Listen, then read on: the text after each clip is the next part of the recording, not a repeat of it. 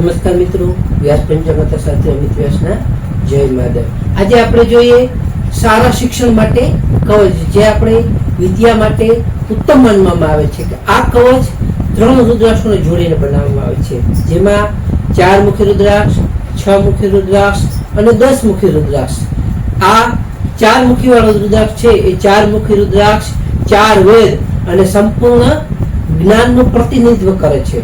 6 મુખી રુદ્રાક્ષ છે એ 6 મુખ વાળો રુદ્રાક્ષ ગણેશ ગણવામાં આવે છે, જે બધા અવરોધોને દૂર કરે છે।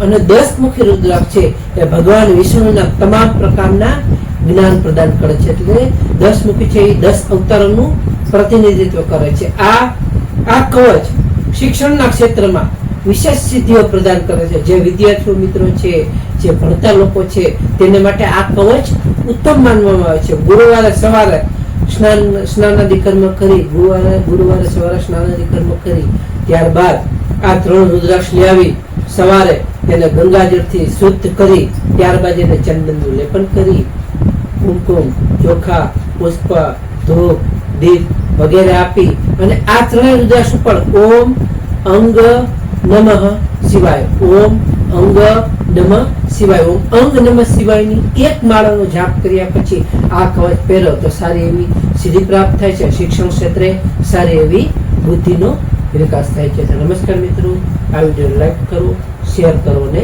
સબસ્ક્રાઇબ કરો।